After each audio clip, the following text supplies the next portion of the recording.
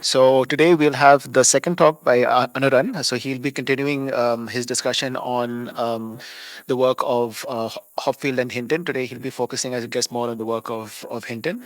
Yep. So Anuran, go ahead. Thanks, Shakti, for the introduction.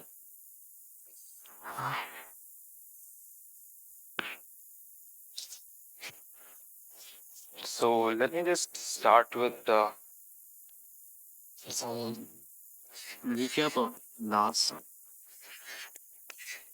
lecture. We did the mapping from input output of perceptrons,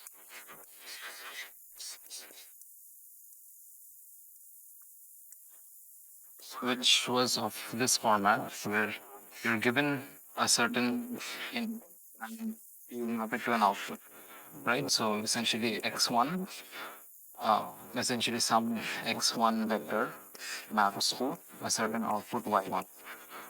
This is sort of mapped to nation, and it was done as a field map where this x vector y was sort of concatenated x vector comma y and this vector. The additional feature here was it came with, so as soon as you map it to, so this was directed. The perceptron had directed edges. But pattern in case of Amphi networks is only directed.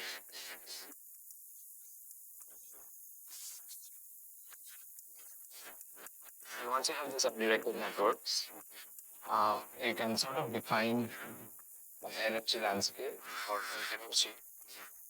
Uh,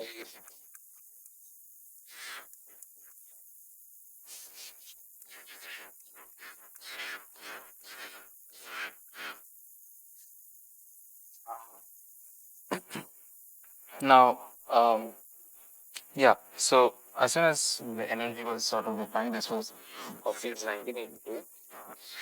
As it was defined, it was sort of the first what we saw was you can define something as a probability of having this vector, which is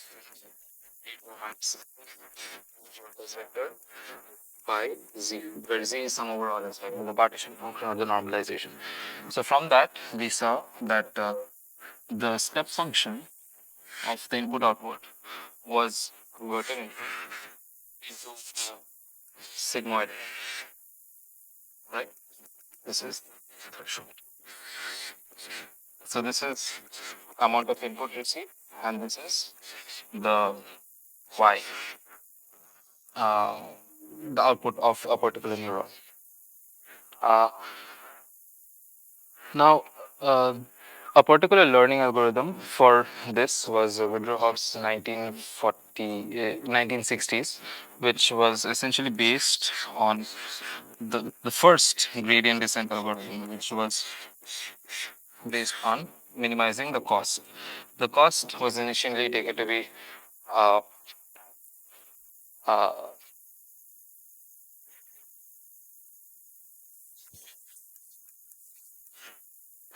of the form of y star minus y whole square, but it can be anything, right? And here Hopfield specified a one-shot learning rule, which was over the patterns that you're trying to store, you assign the weights in this format. So in individual code, like, so that will give you an undirected network. Uh, Now, one thing that we did for the input output model of perceptrons was we figured out that we realized that the normal single perceptron with an input layer and an output layer with no hidden could solve only linear problems. But once you put in a hidden layer, so connections going from one layer to the next, no connections within, this sort of introduces in the input space. So if this is x2, x1, and here the input is x1, x2. So if input process, each of the hidden nodes introduce a decision boundary. So you can any function with that. As soon as you introduce a hidden node. So in Hopfield's case, there was no introduction of hidden layers. So the size or the dimension of the system, the Ising system or this big glass system, is equal to was equal to the dimension of the patterns that we were storing, right? So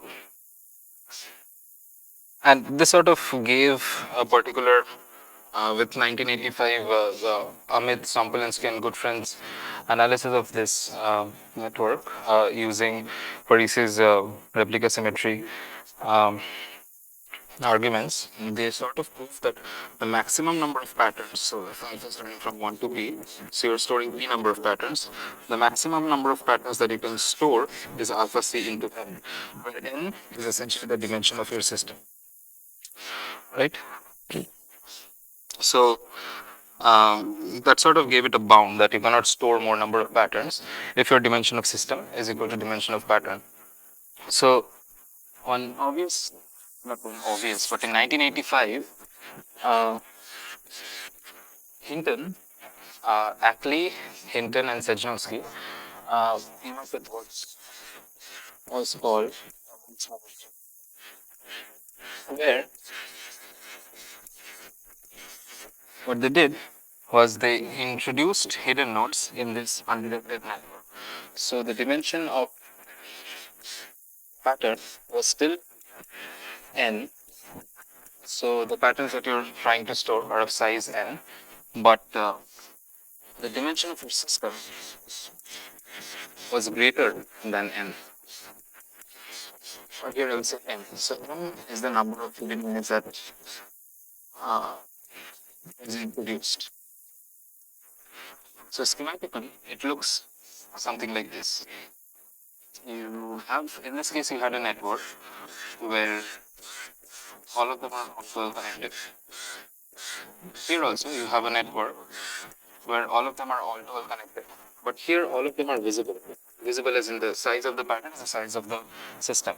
But here, what they did was you have these visible nodes. On top of them, you have this hidden nodes. So everything is all connected, but this is the size of the patterns that you're trying to store. And these are the extra hidden nodes that got introduced. So that you can see that. So the number of patterns that the system can store essentially becomes c into n plus m. So you can increase m at your will, and so there is no constraint anymore. And this was initially in 1985. They proposed this and gave a particular learning algorithm. So this was one shot. Their learning algorithm was something of a gradient descent flavor. So that was so all of this will have connections with each other. So now my spin vector is sort of like a concatenation of V and H. So this I'm calling visible and this I'm calling hidden. And this is essentially the size of the patterns that I'm storing. So dimension of the patterns is equal to dimension of V vector. Is it clear till now? All right. So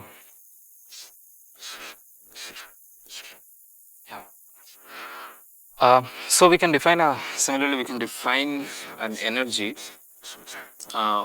like the usual way, which is minus half I j I not equal to j vi wij vj. Okay, so let me just finish. Minus half k not equal to l hi wij. WK, sorry, HK, WKL, HL. And then another term which is the cross connection between the hidden and the visible. This is only inside the visible, only inside the hidden, and the other is I, K, V, I, W, I, K, H, K. So let me just put subscript over here, which is, so this is VB, this is sorry, HH, and this is VH. So if you look at the interaction matrix, it sort of looks something like this. These are these two different segments. This is where the W, VV is. This is where the W, HH is. W, VH, W, HV. So whenever you're trying to, whenever the system is trying to update its individual nodes, individual neurons, what it's doing is it's looking at uh, all the nodes that are connected to it, rest of the system. Uh, they're multiplying this with the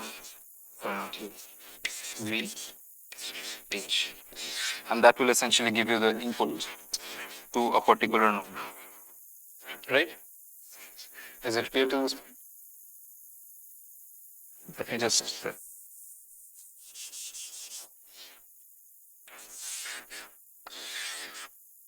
V, and this goes through a sigmoid. So you get the input, you do the product, then you pass this input through a sigmoid. The sigmoid is because of we are considering non-zero temperature, right? Similar flavor as this, right? Because we have this incoming nodes with weight W1, 2, say WI, and so you have this X. They're connected to this different ones. So you're evaluating the input, which is essentially Wi Xi, if it's greater than theta. Then it turns on or it's off. Here it essentially becomes a probabilistic version. So essentially sigma, if I call this the Y input, then it becomes the probability of the Y being equal to 1. The the node that we're trying to think of, Y input, right? So this was, so Y is essentially theta function of Y in. But in this case, in case of non-zero temperature, you assign it a probability given by the sigma of W in, sigma of Y in. And Y in is essentially calculated by the number of nodes that it's connected to, and you look at amount of input you're receiving and pass it through a sigmoid function, this one. Here it was a theta function because of zero temperature. Here it's a sigmoid function. So the same thing. So you have V input, H input, and you pass it through a sigmoid function, and you get the activity, probability of either up or down. Uh, now, how do you learn this network? So what sort of proposed is you can use something in the flavor of a Kullback-Leibler divergence. So first of all, here we were storing individual patterns. So if you look at the state space of the possible vectors, you have something of this sort, right? This is S vector and this is your quantitative S vector. So this is the sample data that we're looking at. In case of Hopfield, we have this delta spike.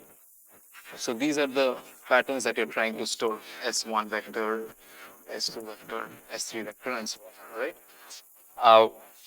So trying to generalize it, you can actually see probability distribution of over the state space. So you're trying to store, instead of particular states, you're trying to store the probability of getting a particular sample. So essentially more like generalize it. Right. So the learning algorithm was essentially something of this sort, where the weights delta W. So here, since it's all to all connected and my spin vector is a concatenation of visible and hidden, I'll just do all the calculation with just the spin vector. right? So delta wij equal to minus dou. Here they use the cost function as the fullback linear divergence. So I'll say how what it is in a second of this one, right? Where they say that C is of this form. P environment. What I mean by that is an equilibrium. So what does environment and P equilibrium mean? P environment essentially means your sampled probability distribution. So the data that you're given, or the data that the visible units are sort of facing. So you, like in this case of logic gates, it was the different Boolean structures, right? X1 vector. So plus one gives you plus one minus one gives you minus one in case of an AND gate, right? So those are sort of the visible vectors, or the vectors that the environment is giving you. And P equilibrium essentially means, since this is a spin system, you can find the equilibrium of, like you evolve the system using Gibbs sampling, you can find the equilibrium of the system, right? So this is what it means by that. The difference between the probability distribution given by the environment or the sample data and the probability distribution across. One way to imagine this fullback-Niebler divergence is if you have these two, okay, since I have, so you can get the equilibrium distribution using normal Gibbs sampling. What I mean by Gibbs sampling is looking for PSI. So PSI equal to 1, right? So you sigma of whatever input is there, J, W, I, J, S, J. So you do it, you keep on doing it for all the nodes, right? All the nodes in the network. And then gradually you reach a particular equilibrium. What that means is the system won't change its state anymore. The state is sort of, you've reached the minima. So that's what I mean by equilibrium. The P environment is essentially when you're putting the sample. So first of all, this DKL is actually defined only on the visible vectors. We don't know the states of the hidden vectors. It's only defined on the visible vectors. So it looks something like sum over alpha P environment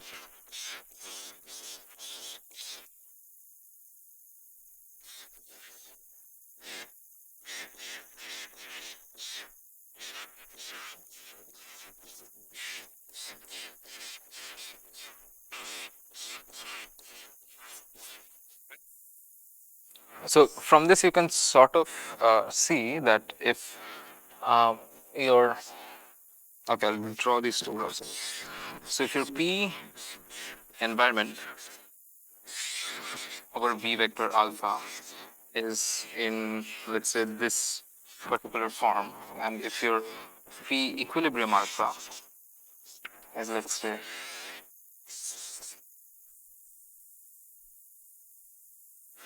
right, then there is a mismatch. These two are sort of the same, but over at this value, the N1 P environment V alpha is not equal to P equilibrium V alpha. So whenever it's equal, then ln 1 is 0. So you don't get any DKL contribution to the DKL.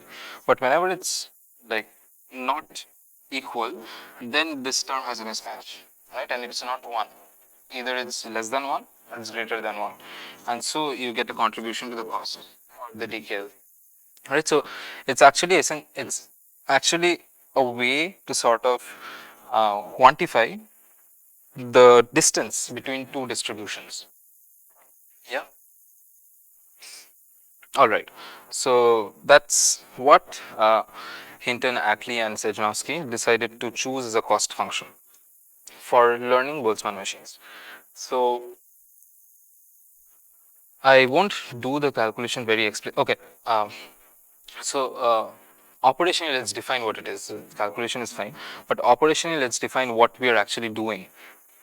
So what we're actually doing is we have this system, right? So you have certain hidden nodes and then you have certain visible nodes, right? Right? So Initially, to find the P environment, you clamp the state, and then you reach the equilibrium. Maybe maybe I should continue a bit more, then it will become more obvious of what operationally we'll be able to do. So let's evaluate the delta Wij. Since we have the C, which is the Kullback meter, the cost function. So delta Wij is equal to minus. So there's a eta over here, the learning rate, minus eta, and then you have the decay. So dou Wij of sum over alpha environment v vector alpha p environment v vector alpha by the equilibrium v vector alpha. Right? P environment is actually defined by the environment or the sample data. So it does not depend on Wij at all. So you can just pass the dou Wij over to P environment. There's also a P environment over here, and that also does not depend on the Wij's. The only dependence comes from P equilibrium, because your P equilibrium is oh, I erased it. So the P equilibrium is essentially defined by your Boltzmann weights, right? Boltzmann probabilities. So that's where the only dependence of Wij come in. So if you simplify this, you'll actually come up with this particular form, which is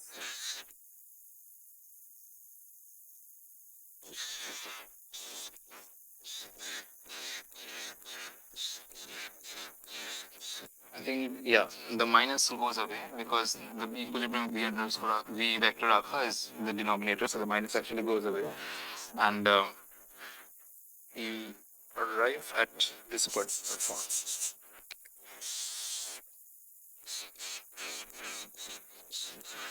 So I'm writing an intermediate step here, and evaluate the rest of it.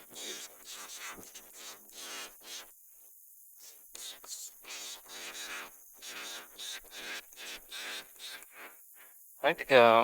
This essentially you can solve it a bit and arrive at this form. Now P equilibrium V vector alpha has this following form of 8 sum over H e to the 2 minus energy for V vector alpha, H vector by Z. Z essentially has a summation, this term plus the summation over H vector, right? So you see when dou Wij of P equilibrium V alpha has a Wij dependence over here and has a Wij dependence on the Z as well. So I won't go through the entire calculation because it's a bit lengthy. I'll just write the final form, which looks like this. So eta, it will be average of Si Sj on the environment minus Si Sj on the equilibrium. Okay, okay. Let me just write it down more explicitly. Eta sum over alpha P environment V vector alpha Si alpha Sj alpha minus beta. Okay, maybe I won't write beta. That's other meaning. P equilibrium V vector alpha prime Si alpha prime Sj alpha prime. So that's what we arrive at. If you solve this using this, the Z will contribute to this part. This will contribute to this part. Yeah.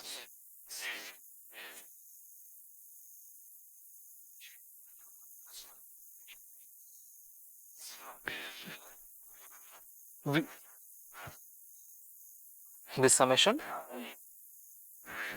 here. Yeah, yeah.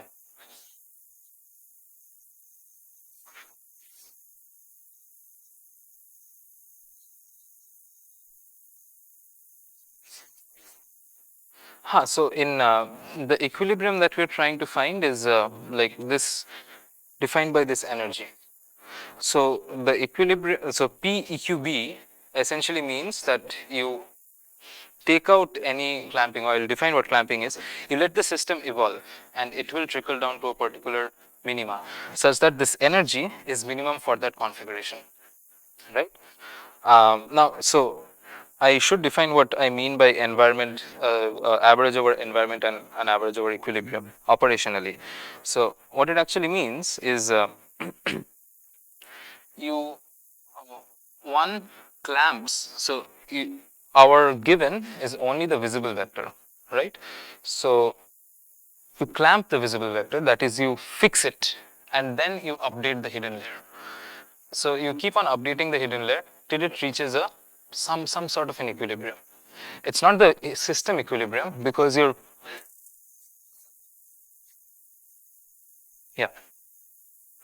Um, so the cost is actually this Kullback-Leibler divergence, right? So the difference between these two distributions, the distance between these two distributions. So I'm using that as a cost. On top of each other, so that it actually in the hidden layer only it minimizes whatever your cost is, right?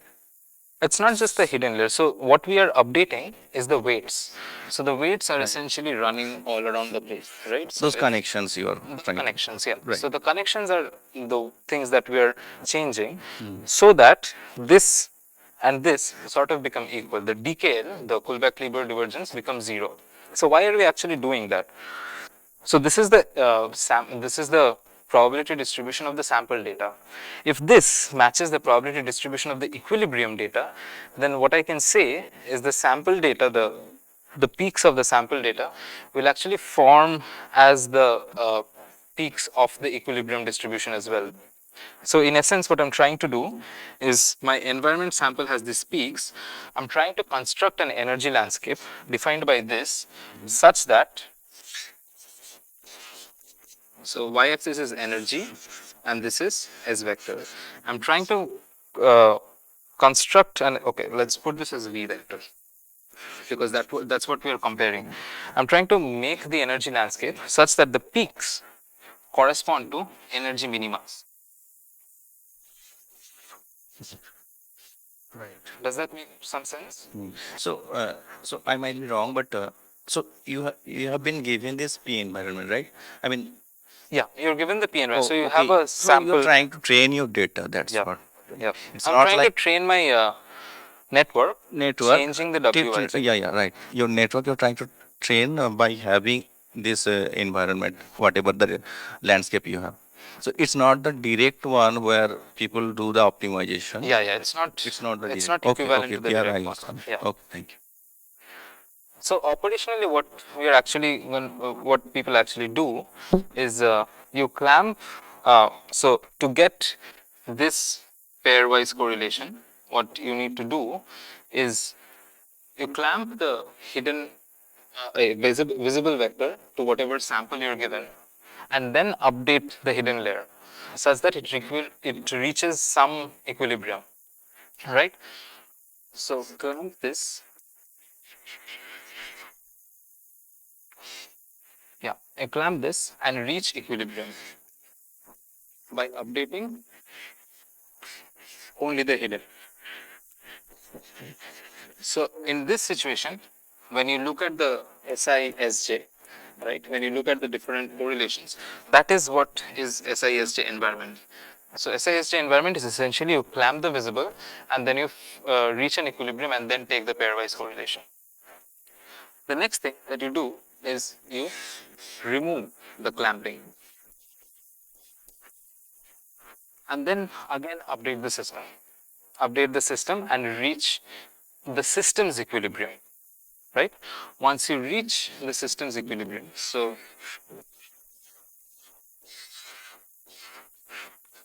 you reach the system's equilibrium, And that is what, and after reaching the equilibrium, you do this pairwise, you record this pairwise correlation, and that is what gives you this SISJ equilibrium.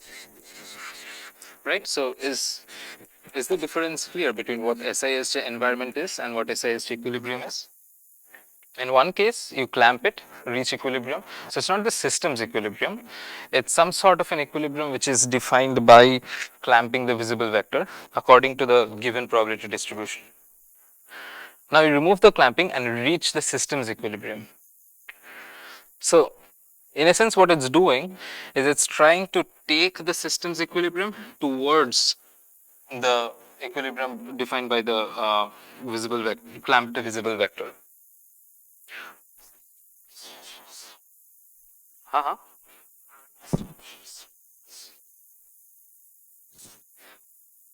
So the hidden can be any distribution; it does not matter because it's a Is there a preference? Is there like should I start with a uniform distribution and let the system evolve towards that uh, the sample distribution? sorry, can you repeat it? No, I'm saying that the equilibrium distribution. So should I start with some preferred landscape and let the system evolve towards the landscape of the data or the sample data? No, or- so initially so initially all the Wijs are randomly assigned, some small value randomly assigned, and the only thing given is the set of visible vectors, right? This probability distribution is what you're given. that is the input, right?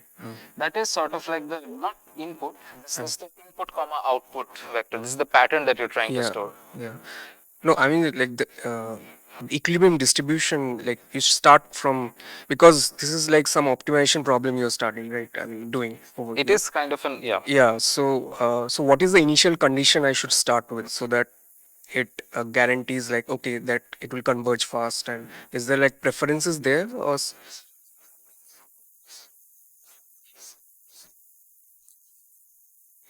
No, even if you start with random weights, because of your energy function, because it's a conservative system, you reach a stable configuration. The stable, so the activity profile of the hidden unit does not matter for all practical purposes, right? What matters is the visible vector configuration. That is the pattern that you want to store. weights I can assign randomly Random, and yeah. it will sure shot it will converge. Yes. So you do this learning curve. So that's how the weights are changing. So the weights will automatically change in a way such that this difference is minimized, or this Kullback-Leibler divergence, this difference between these two distributions, the equilibrium and the environment. So the equilibrium gives you a visible vector distribution. The environment is the sample which has a distribution. Does the algorithm guarantees convergence and all this? Yeah. uh, you keep checking the entire replica or that landscape, or piecewise you distribute it, something like that also. Piecewise, I mean, I'm saying whatever P environment is given, you can divide it in different pieces, right? Yeah, right. Oh. And you can start with by doing that, like, let us just first do the first piece, second piece. That would be probably a bit faster. Yes, but here the peaks are sort of obvious. But what if Okay. you get a distribution which can you So see? what I'm saying, when you are initially starting with a random weights, that would be very arbitrary stuff, right? So So the you have random to, weights is the one which sort of breaks the. but yeah, there you have the freedom as well. I mean, you can reach to the ultimatum. Yeah, that's it.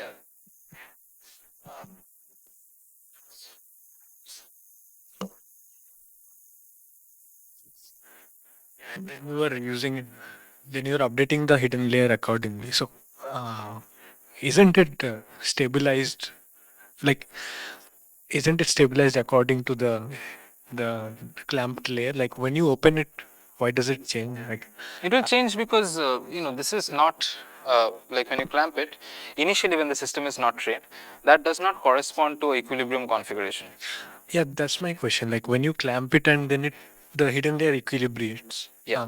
What does that like? what is exactly happening? I mean,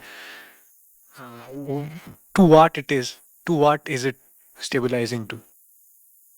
It's To the stabilized. current configuration, is it?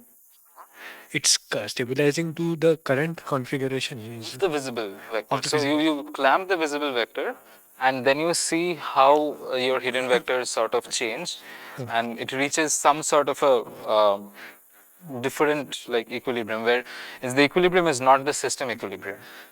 The equilibrium is defined only in the hidden, given that you have an external input. So you can sort of imagine it as a subsystem, and each of the units over here are actually receiving input from the visible, right? So it's sort of like you have a system, you have this subsystem, and it's sort of receiving a driving current. And now you see where is the system equilibrating to. Next, you remove the driving current and allow the system to equilibrate in its own, like without any driving current. to the environment basically.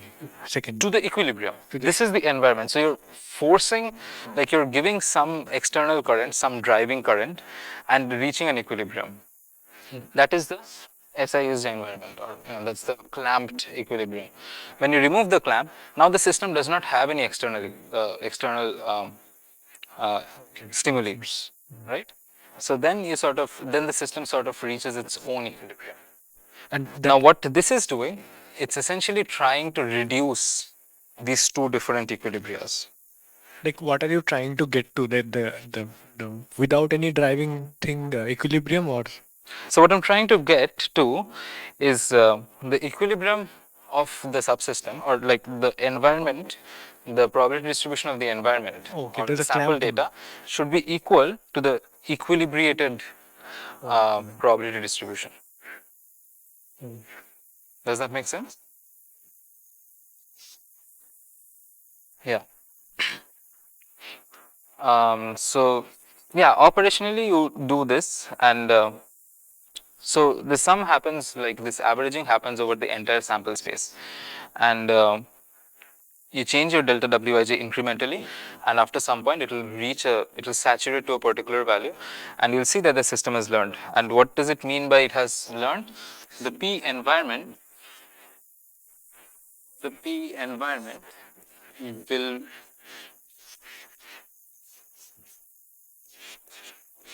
be essentially equal to the P equilibrium.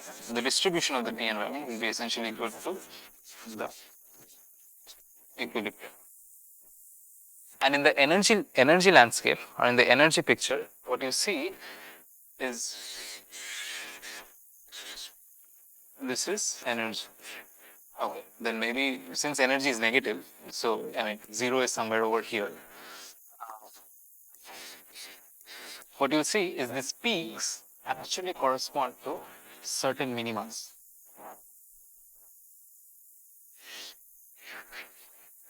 Yeah? Yeah. For a Hopfield network. The P environment for a Hopfield network is something like this. Right? So it's sort of like I mean, you're giving particular S, like particular configurations that you're trying to store. Certain delta function. Hopfield network can also be generalized to consider not just delta functions, but Is that in the case of zero temperature or what? it can be zero temperature. Like, so the sample that you're getting does not care about temperature, right? The system's dynamics care about temperature. So here you can have a delta function distribution, or you can have a smooth distribution. It does not matter. So what is P's probability density? Sorry, sir. P is probability density function, right? Yeah. So it should integrate to Over 1. the entire V alpha, over the entire support, like the state space.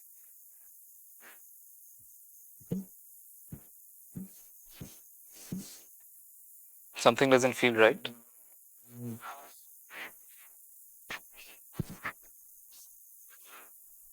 So Boltzmann machine has two advantages. In Hopfield's original formulation, he used zero temperature, and he used this constraint. The dimension of the system is the dimension of the pattern. right? So there was this particular um, like threshold, like upper limit, where you cannot store more number of patterns. What Boltzmann machine is doing, it's introducing temperature, and it has introduced hidden n plus m. So technically, you don't have any upper limit. You can increase the number of hidden units, and you can store any number of waves you want.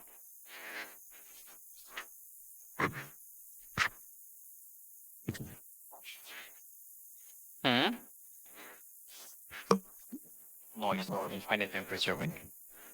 In there will be delta Those function. those peaks, they would not be delta function. It would have a spread, no? No, in case of It's Hopfield, Hopfield did this a step function.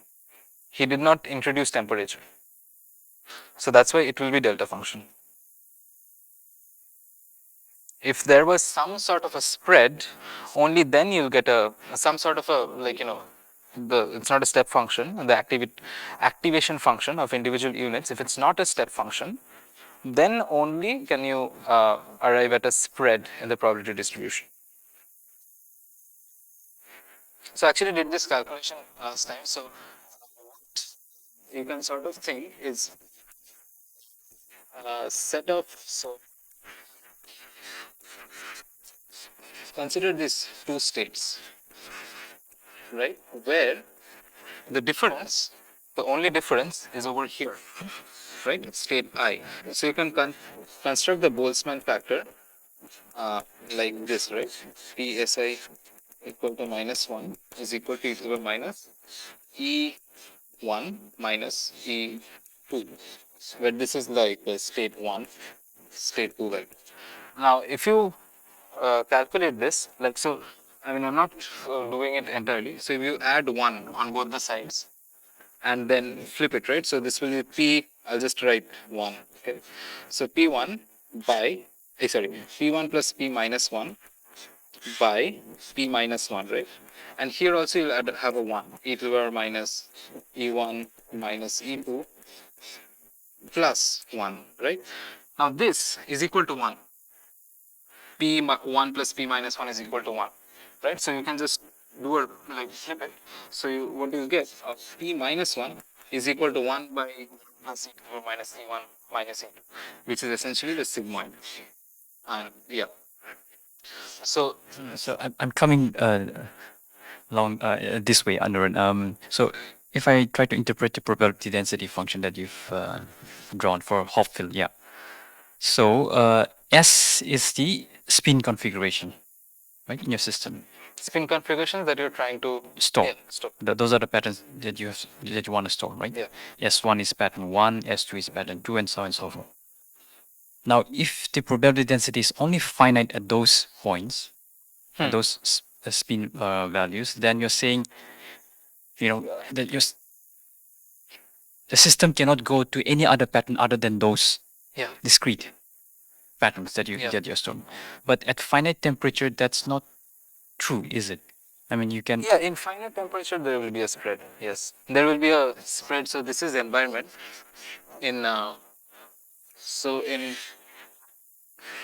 in finite temperature, the equilibrium of the learned system will look something like there will be some spread. Yeah.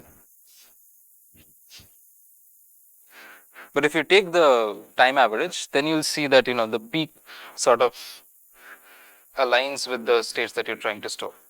Hopfield didn't use finite temperature, and his learning was a one-shot learning, given that he has certain specific states, not a probability distribution function, certain specific states that he wants to store.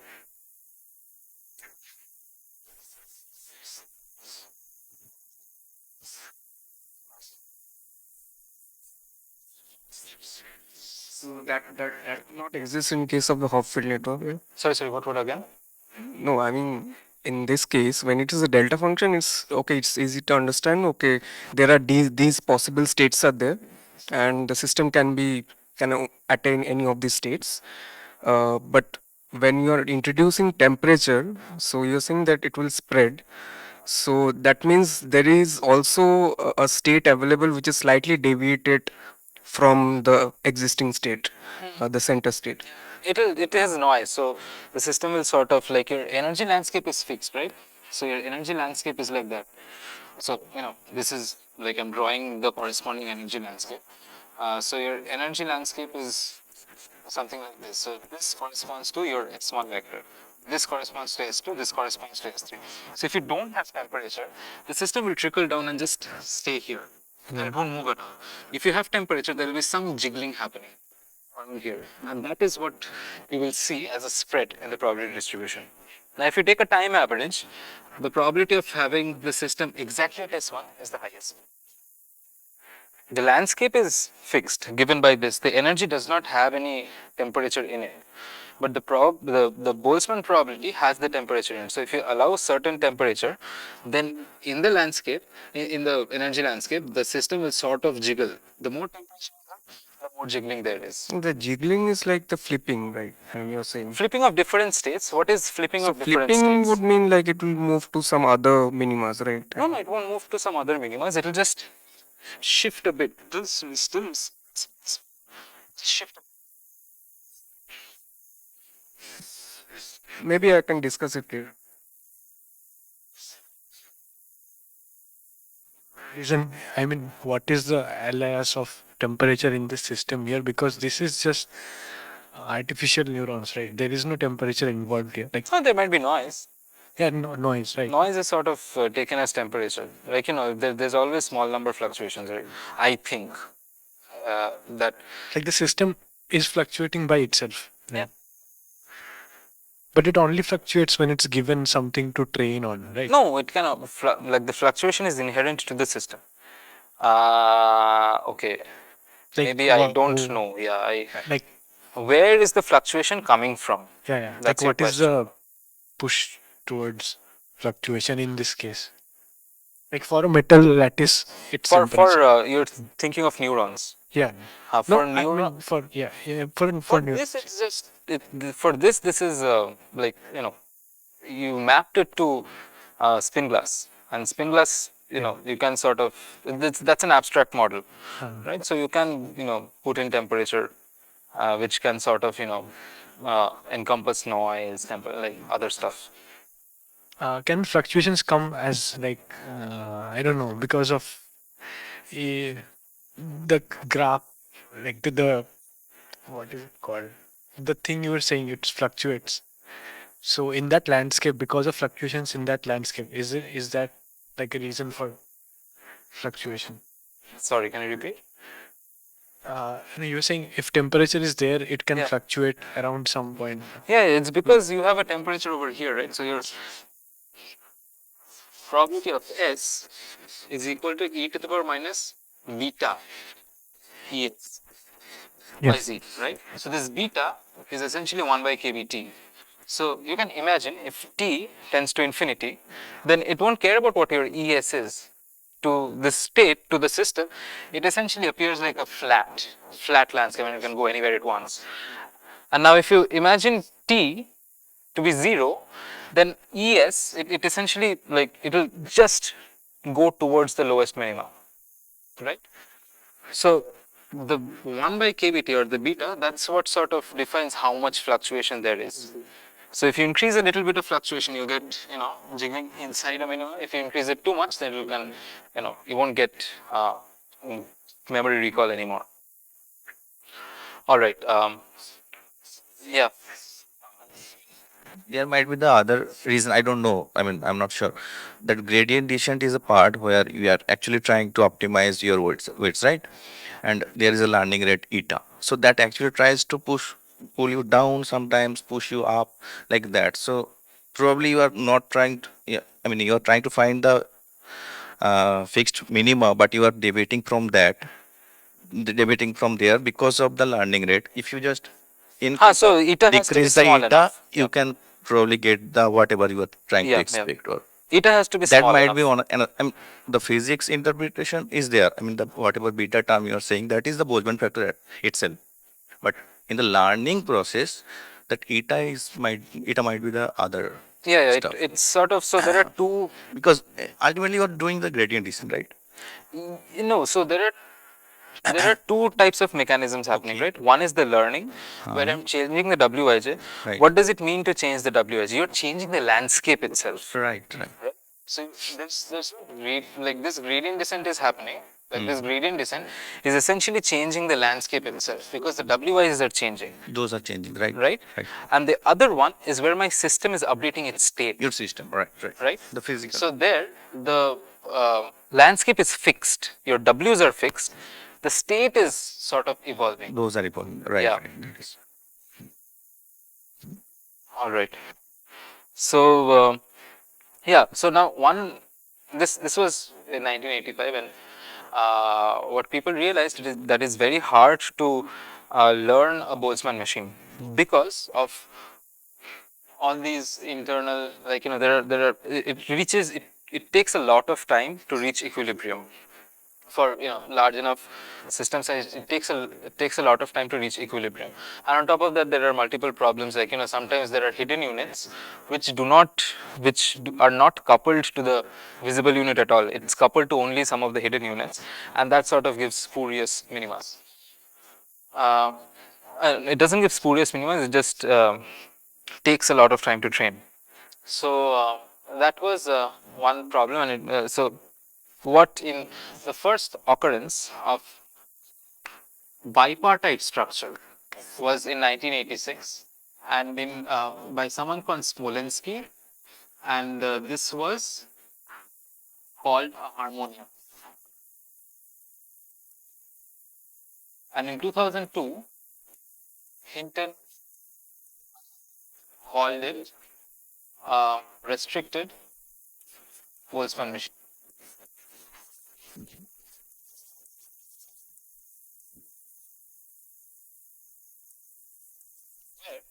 The essential idea was, instead of having an all-to-all connected of visible and hidden, we can one can sort of change it to a bipartite structure. So you have this visible layer where there is no connection inside the visible layer, and there is a hidden layer.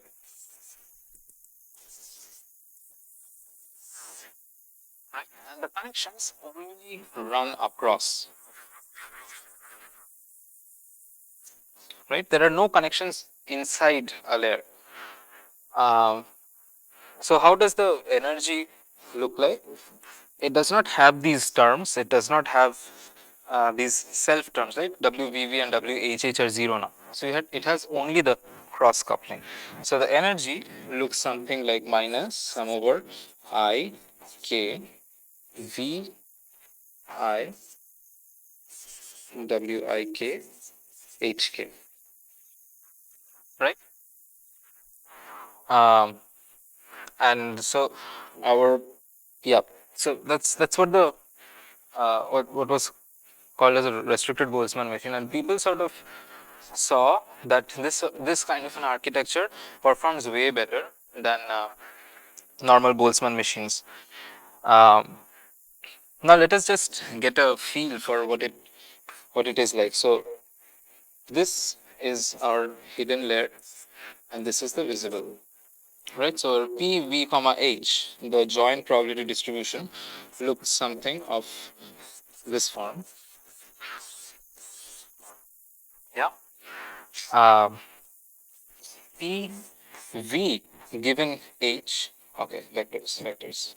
P, V given H is essentially a sigmoid, but a product over it. Let me show you what it means. What I mean by this. So realize one thing. Here, the hiddens were coupled to each other. The visible were also coupled to each other, right? But here, these are actually independent of each other. So once you're given a visible vector, right, you can update this. Simultaneously, you can update another visible. It is independent of each other. It is only dependent on the visible vector, right?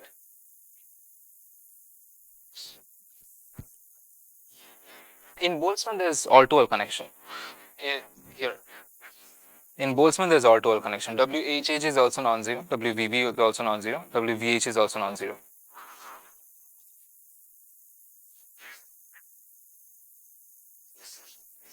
In Boltzmann machines, no, there is connection in the hidden layer. I think he was referring to the restricted Boltzmann machine. So the visible, yeah. You don't have connections inside a particular layer. You have connections only across layers. Yeah, exactly. That's what we're going towards, right? Yeah. Connect. So let's take two cases, right? One case where you have a single layer and there are connections within that layer, right? That's case one. Another case where I take two layers, but there is no, so I take this kind of connectivity network. Yeah. Which one do you think will be easier to or faster to train, given that the number of nodes are the same? Is there a way to? So in that particular layer, it's all-to-all connected, and your system size is larger than your pattern size. Something like a Boltzmann machine, right? Okay. This will be easier to train. You see why? It's actually a little intuitive, which is because of the independence of the hidden units. Here, if you have a system like the Boltzmann machine, you have a single layer where you're hidden and you're visible. Everyone is sort of connected to everyone. Sorry, what did I know? Right? In this case, in this sort of a case, the hidden are also dependent on the other hidden. The visible are also dependent on the other visible. So it's like there's a Hopfield subnetwork. There's a Hopfield subnetwork of the visible and the hidden, and the capacity constraint sort of picks up. And so you have more number of constraints, but there are more number of conflicting constraints, and that's why it's a bit harder to learn these networks because of these conflicting constraints that's inside a single layer. But here, because of the independence, there is no conflict happening. Because this one is sort of, so what will WIK look like? WIK is essentially VIHK, right? So in here, the VIs are actually independent with each other. HKs are also independent, right? So all of these are independent of each other. So it's very easy for it to like update in only one sweep. Here you needed multiple sweeps. So if you update this one, right? This one, which was at its minima, gets moved away from its minima because one of them got updated, and so it has to update again to a different value, and so there will be this multiple like up down in the energy landscape happening because of updating of its neighborhood. But here it does not matter because you update this one, it won't affect the other one because it only depends on the visible layer or the opposite layer, other layer, right? So it's very easy to sort of reach the equilibrium in a system like this compared to a system like this where you're going to jump around because of the internal connections. Is it sort of intuitive? Okay. Now a benefit of this, okay, so that's why I wrote a product over here. Like you can sort of break it out, right? A product of this probability and a product of this probability because they're independent. That's why you can just make it into a product. Now, additional benefit, no, not additional benefit, What did you say? Direct product. I just missed the words. so it's because it's independent. The probabilities of this being up or down is independent of each other. That's why you can write it as a product. Okay. But ultimately, you're trying to connect all those hidden nodes at the output, right? I mean, those should be connected to the output only. No, there's no output or input here. Oh, here right? you don't It's, have. yeah, because we mapped the input output problem to a pattern completion problem. Here we're trying to store patterns, right? So the input, like this particular pattern itself, probably has, like, this is the input part, this is the output part. So it's I see. doing a pattern completion. I see. Oh, No, input output layers are not separate. You've concatenated them. And then you're saying, instead of doing an input output mapping, let's do a pattern completion problem. It's kind of coming via the hidden layers, the inputs are coming You can say, yeah. this other way. Yeah. So because of this, you can sort of define an energy function, and that's what they realized. And yeah, all of StatMech sort of, most of StatMech sort of like funneled into this, right? Okay, so what is this saying? Yeah, so now you realize in sort of in Boltzmann, normal Boltzmann machines, your state update, Gibbs sampling, was sort of all around the place. You randomly take or you sequentially take, and that will take sometimes take you up the energy landscape, sometimes take you down. It's very messy. But here you can enumerate the Gibbs sampling. So you have a visible vector given, so V vector 0, which corresponds to, let's say, the environment, right? Now you can pass it on to age vector 0 using the normal sigma, probability of age vector given V vector, right? You can, okay, this is V vector given age vector, but it's the same thing, right? Age vector given V vector will be essentially product of j equal to 1 to n sigma j h I n, right? So you can pass it on to the second one. Because all of these are independent, you can update them separately, simultaneously, it doesn't matter. But you update this layer, and then this will give you your age vector 0. Then you can pass it again to your v vector 1, and this will give you some configuration, and then again, and so on, till you reach the equilibrium. Age vector infinity, v vector infinity. Once you reach the equilibrium, even if you do passing, it won't matter because it has reached the global equilibrium, right? So this is what is called alternate Gibbs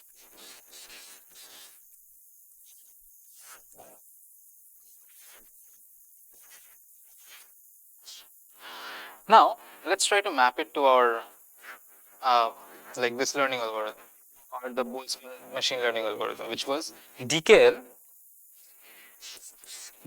of like dou C DKL of P and BP equilibrium, and we arrived at this particular form, right? Del W Ij is equal to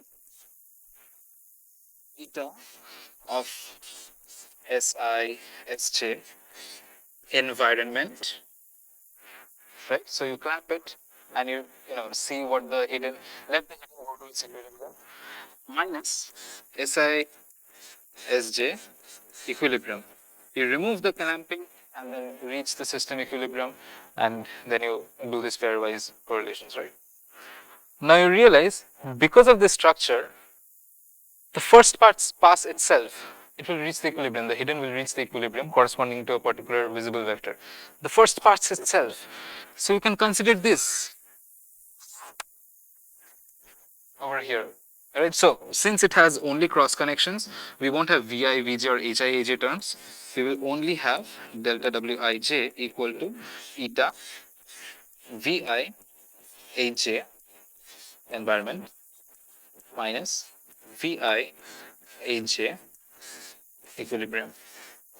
Right? So the first pass itself, you get the environment.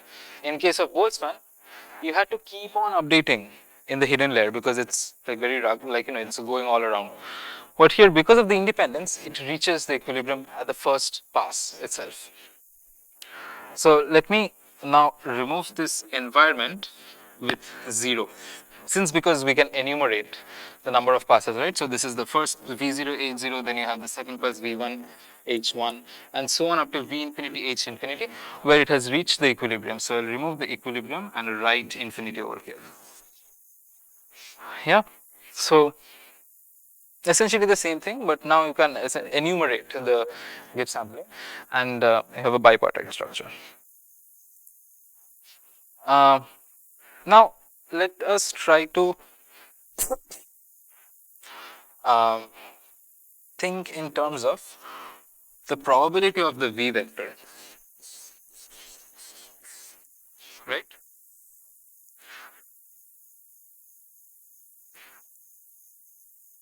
what will it be given by?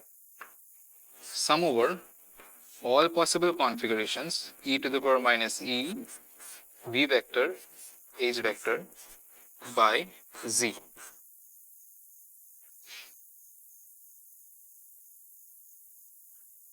Right? Now, in the same spirit as Boltzmann, let us say the probability of having a v vector. So, probability of v vector comma h vector is this by z, right? Without a summation over h. Now, in the same spirit as Boltzmann, let us say something like this. This is equal to e to the power minus some energy by z.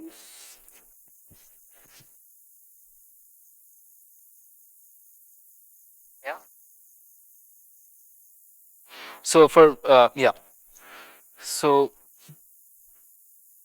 now what we can sort of do is, this is like some proxy for free energy, because is that clear? How is it? How it's a proxy for free energy? Because you're summing over all the possible microstates.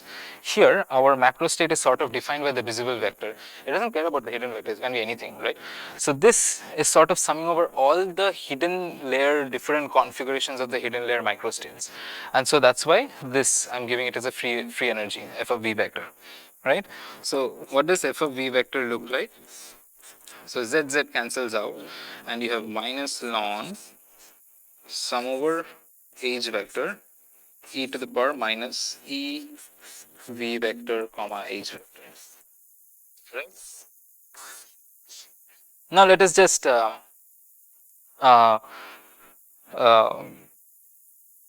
do this plus ln z. Since it's a constant, we're just changing the free energy with some constant value, right?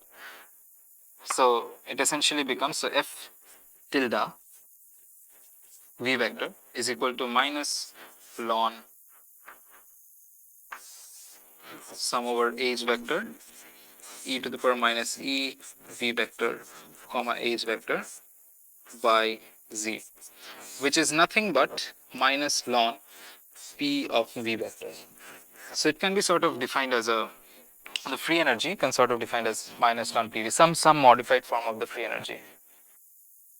Now the thing is, you can take this as the cost function. Delta wij is equal to minus dou c eta minus eta dou c dou wij. What I'm doing is minus eta dou minus ln pv minus ln pv. Okay. First of all, it has to be mistake on my part, which is it has to be summed over all the alpha of the environment or the zero. Dou c dou wij. Now the c, we are taking it as minus ln p vector x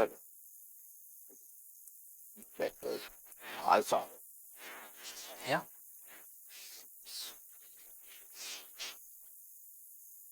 Now let's open up the alpha which we have over here, right?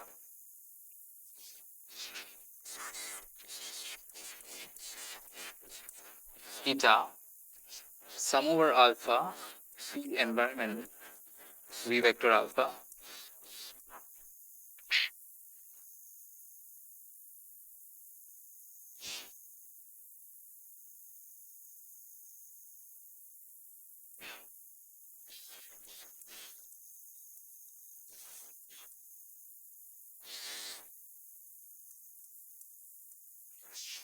this, okay, sorry, this is sort of like f of v vector, right?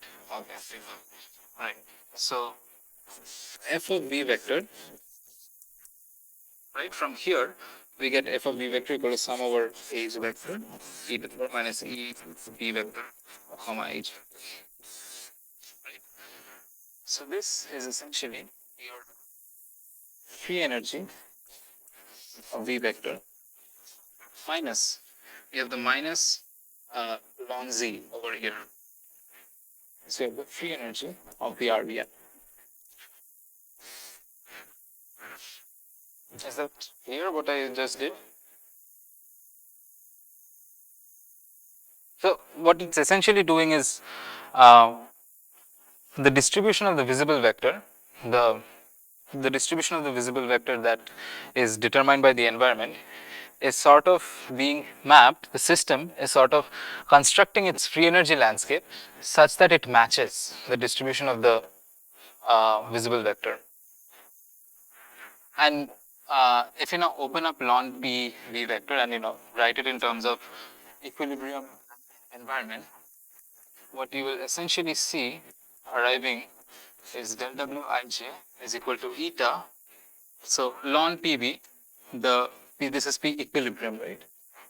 So this P equilibrium goes below. So you have sum over alpha P environment V vector alpha by P equilibrium V vector alpha dou Wij of P equilibrium V vector alpha. Right? You see this form is exactly equal to what we arrived at over here. So equilibrium divergence and doing it with the free energy, you arrive at the same learning scheme. Right? And if you solve this, you arrive at this. Yeah. So fine, you can. So what essentially is happening in the VH space is something like this. So you have this probability of V vector environment, right? Whatever you're being provided. If it has distributions like, let's say these, in your H vector, V vector space. So I'm gonna draw a contour plot. So the energy is sort of like coming out of the board or going inside the board, right? What it's sort of doing is at this V vector values,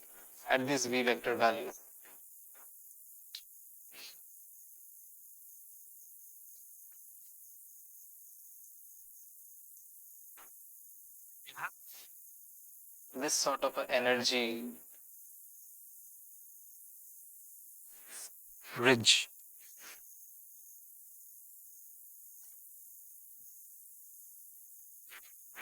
So you have a lot of hidden configurations that correspond to a particular visible vector configuration.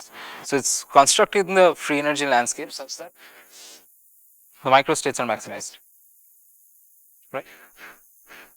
Okay, so this was 2002 RBM, and the thing is, in this 2002 paper, Hinton actually used a different language of something called a product of experts. But the idea was you don't need to go till V infinity, H infinity.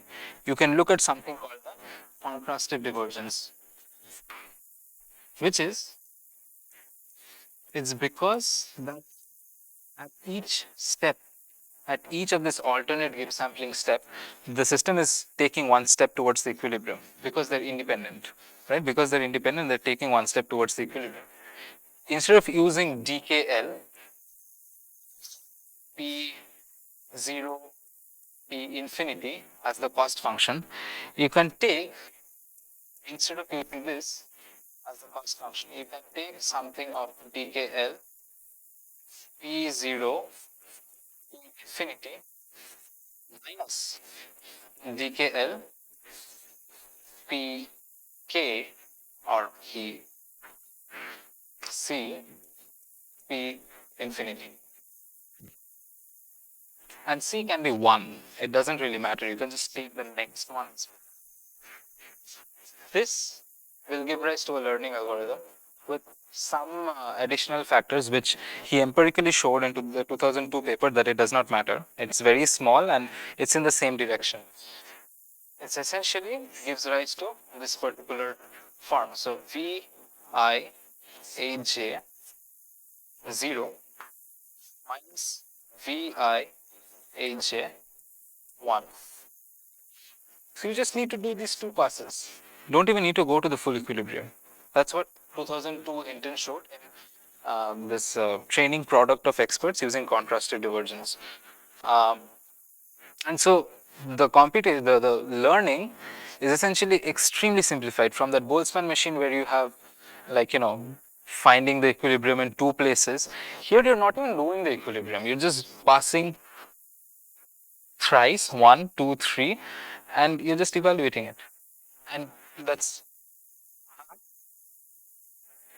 it's because at every step, individual units are actually reaching their local minima, right? So you don't need to reach the full equilibrium. You can just do away with a partial step towards the equilibrium. No, in the before case, we were going towards infinity, like we were going towards the full equilibrium. In this case as well, initially, what people were doing with harmoniums and other sort of bipartite structure, you were sort of reaching it, like, evolving the system till the equilibrium. What Hinton showed is that you don't have to evolve it to the equilibrium. You can just take a step towards the equilibrium and then do the pairwise correlation. And that is enough as a learning signal. Yeah. So that enabled learning this restricted Boltzmann, like, it became very easy to learn these restricted Boltzmann machines. And so, yeah. So basically, so this is like what, like if there are multiple hidden layers. Multiple, there's only one hidden layer. There's only this is the structure. No, I'm saying in case of if there are multiple hidden layers, so can I still have these kind of maps between hidden layers? Yeah. Yeah, you can. So how do you make multiple hidden layers? That was 2006.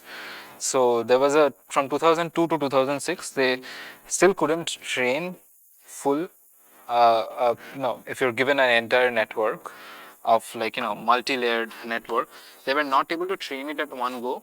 But late in 2006, the PhD student of Hinton, he pointed out that you don't have to start with the entire network. What you can do instead is you have the visible vector, or whatever sample data. You learn a hidden, right?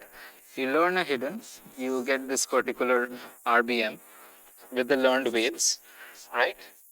Then take this as the visible, right?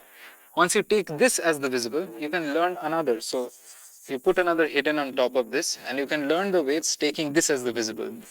So you can essentially iteratively learn multiple layers. You cannot start with a full layer, but iteratively you can sort of like keep on building it up, make it multiple layers deep. So, so if I have a 3-layer structure, okay, architecture, whatever. So, so basically, I can have this input-output map between first and second layer, and similar one between second and the third layer. Which input output? That is this contour maps. Sure. Oh, this contour map. Yeah, Yeah, it's not input output. Okay. Yeah, I mean the visible and the hidden, right? Right. So similarly, like when you go to the next step, next layer, so hidden becomes the visible, right? Yeah. So I can have like at equilibrium these kind of similar kind Yeah, of maps I yeah. can have. And so this was around 2006 when they realized that you can train multiple layers using this restricted Boltzmann architecture, restricted Boltzmann learning, and sort of compound it on top of another. And yeah, this was the first pre-trained network with individual, like, 2 layers having this particular weight, so giving rise to an energy landscape which looks like this. And now once it's pre-trained, you can do this. So why was it initially that stuff like backpropagation or other algorithms were not able to properly function? It was because the weights were not initialized properly.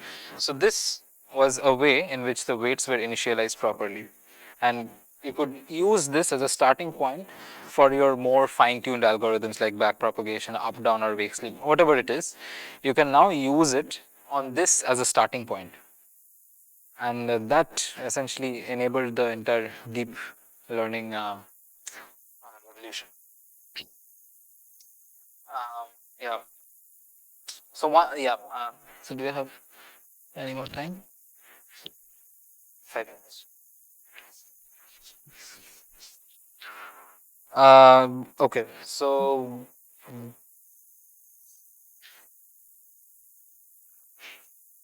this was mostly Hopfield and Hinton, all of this stuff. But in 1982, there was this guy called Julia Pearl who was approaching it from a statistical inference perspective. So this 2002 paper written by Hinton was in a lingo of statistical inference, something called a product of experts. And what he showed that doing a likelihood maximization on this particular model of product of experts is essentially nothing like a likelihood function. It, okay, so why am I doing likelihood? You're essentially product of probability of your parameter given the data. This follows the Bayes theorem, right? Probabilities, or you can say likelihood of theta given d. D is the data or visible, right? Into the prior by the evidence. Evidence is probability of d. So this maximizing this is maximum likelihood estimation. Maximizing this will essentially will tell you what the theta, like the proper theta is. So what Hinton sort of showed is if you take this model here, this the theta is the parameters of the model. If Okay, so what is the L term? Max. L is the likelihood, so this is So this is the essentially this should be the conditional distribution. this is the posterior, which is essentially the probability of So theta vector given in a distribution has parameter theta. so Sorry, why did I say posterior? The likelihood. so This is wouldn't the that be posterior. D condition theta? D condition theta. Oh, it in So if you do likelihood, it reverses. Acha, acha.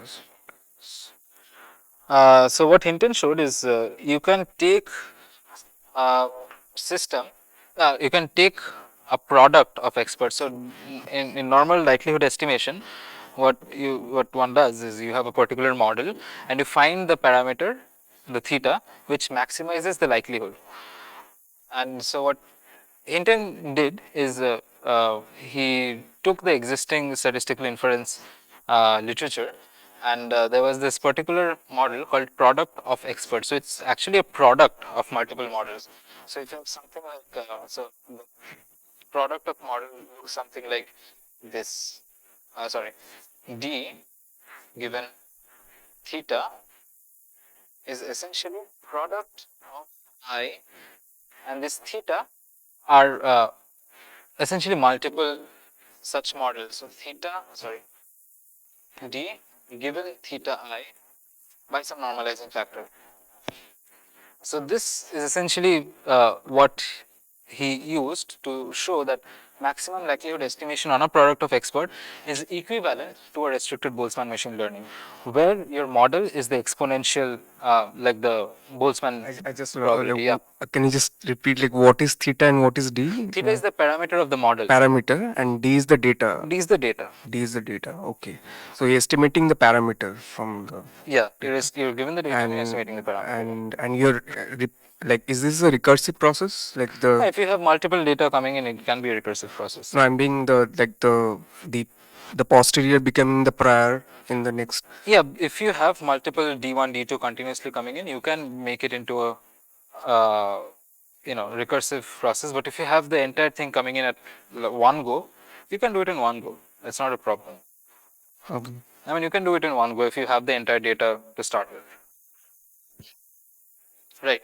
So you can actually see that this can be a probability of V given age can actually be written as a product of experts, because you have this e to the power minus e v h, right? Okay, v comma h, v comma h, by z, and this v comma h is essentially w I j v I h j, right? E to the power minus w I j v I h j by z, which can actually be written as Can you guys see?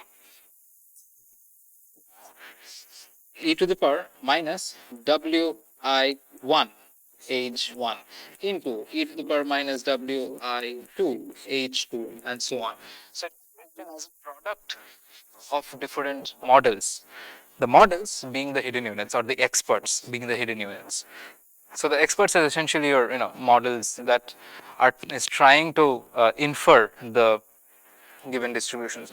So this where did product of experts come from?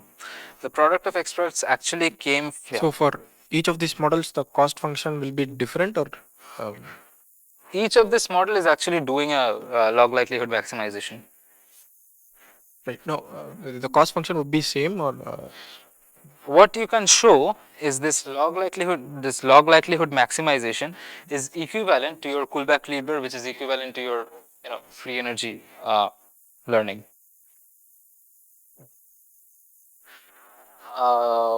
Right. So where did product of experts come from? It actually came from, this is 2002 where he used this product of experts lingo to demonstrate contrastive divergence. But it actually came from The weight. theta is the Is it estimating the weight? Like, theta is actually this entire thing. This entire thing. So this sorry this thing, right? So it is a weight plus the hidden activity. You have the hidden activity and you have the weight. The combination of both is what becomes your particular expert or your theta. Theta is the parameter, so I suppose it will be W. It will be the HIs or WIJ. Yeah, I'm not very confident on the mapping yet. no, I mean, it's like trying to find out the estimating the weight. Yeah, based on yeah, the- yeah. I mean, the Bayesian approach would be something like that, right? Yeah. I mean, so So your WIJs are probably the thetas, is that's what you mean. yeah, So you're estimating the theta, and so over here you're learning the W. Yeah. So product of experts are actually a form of an algorithm which was made by Junior Bird in 1982. It was called sum product message passing. Sum product message passing, or it was later more appropriately named as belief propagation. What it does is it essentially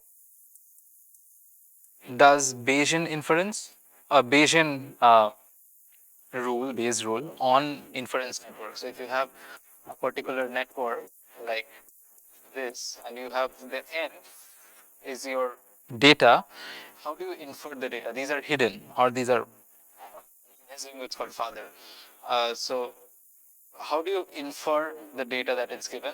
And each of these correspond to a model. So here he showed that you can use a particular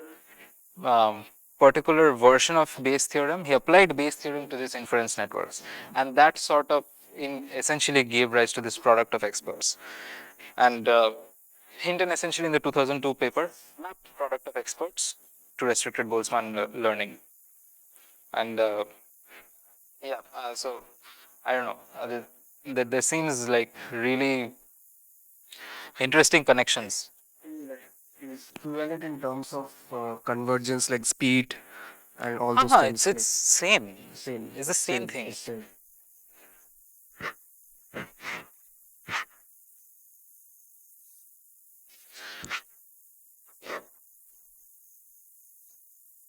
Yeah, I guess I'll end my talk over here. Yeah, okay. So if anybody wants to go through the literature properly, so talk 1. So if you look at the what is this called, advanced information, no? Scientific background to the Nobel Prize in Physics, you will find it in the website. In talk 1 I covered, so if you go to the references section of this particular paper, and talk 1 I covered reference 1, 2, like, well, these are actually books. 2 and 3 are actually books, but one of the important, like, the logic comes out from there. 3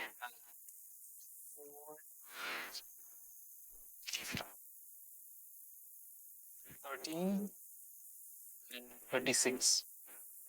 This was what I covered in top 1. And one of the most important was 13, which was the Hopfield 1982 paper. Top 2 was mostly Hinton's paper, which was 24, 32, 33 and 35.